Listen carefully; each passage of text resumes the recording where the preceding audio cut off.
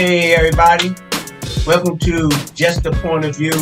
And just as the title of the show is Just the Point of View, that's all it is. Hope everybody is doing well. Hope your family, friends, your significant others are doing well during this experience that we're going through. There's a lot of things going on in the planet. Possibly time for a conscious shift, but not possibly. It is time for it because the old ways have ran their course. Today, there's several topics that I'm going to expound on. Starting off with the flag. I seen a post on social media this morning, and it was speaking about that there was a baseball team. I think they were in the state of Iowa, and there was a high school team, and they kneeled. The whole team kneeled before the game, and a lot of people were outraged, and they had these different perspectives.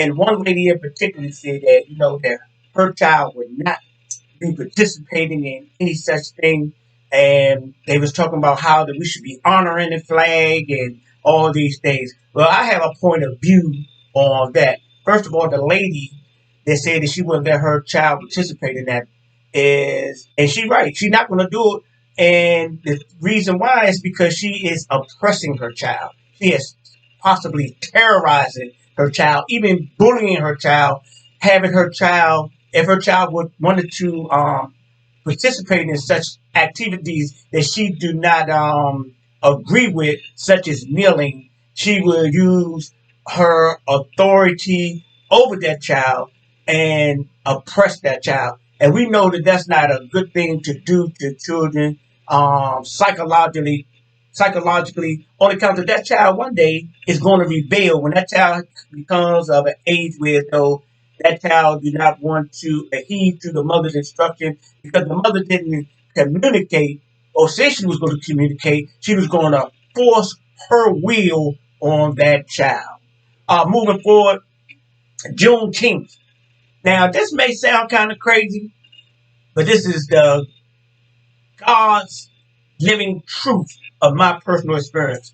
I was born in Washington, D.C., lived in Washington, D.C. all my life until I was 20 years old. I moved to Denver, Colorado. And that was the first time that I ever heard of Juneteenth.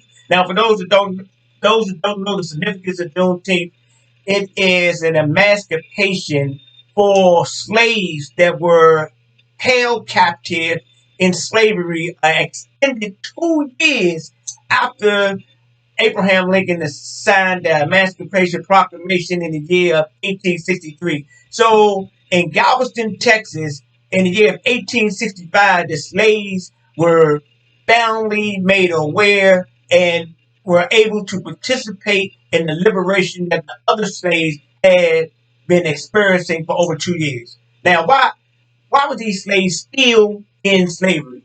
Did not their owners or former owners know? Sure, they knew.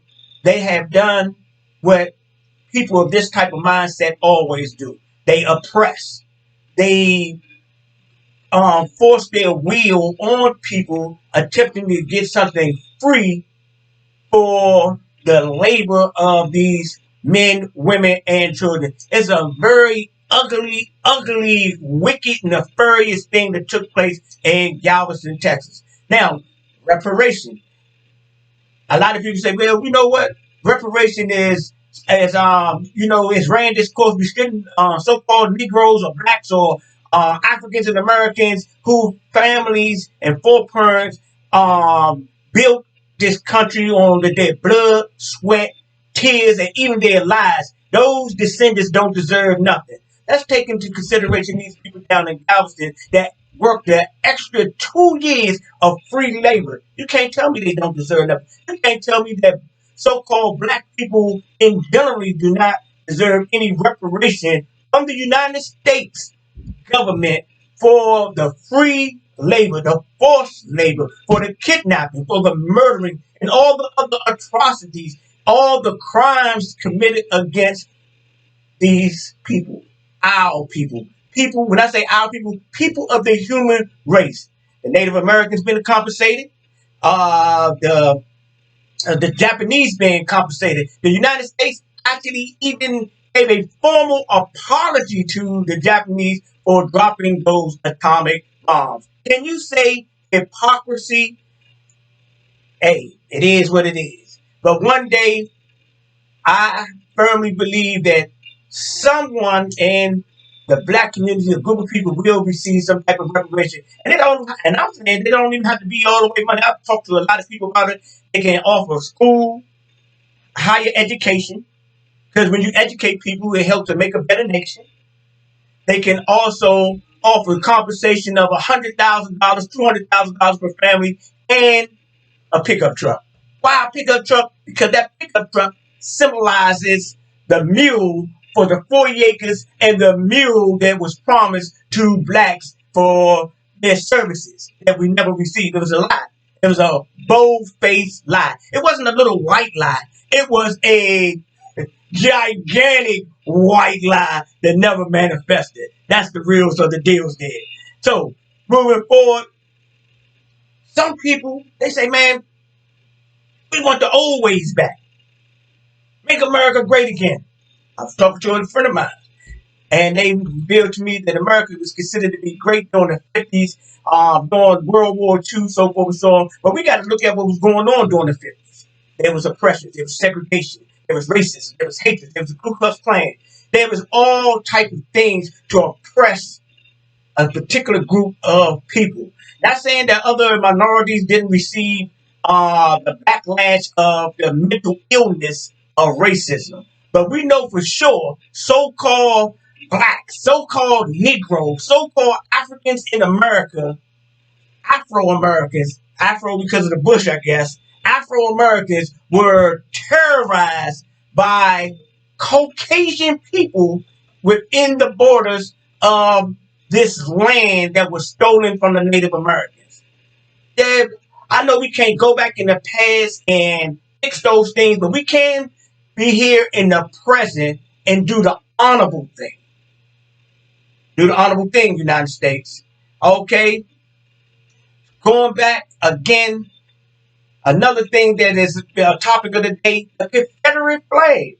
The Confederate flag, some patriotic Americans, they are very offended that, that the Confederate flag and these Confederate monuments and statues are being addressed in a form of way where as though they are being abolished, taken out of the sights of the public.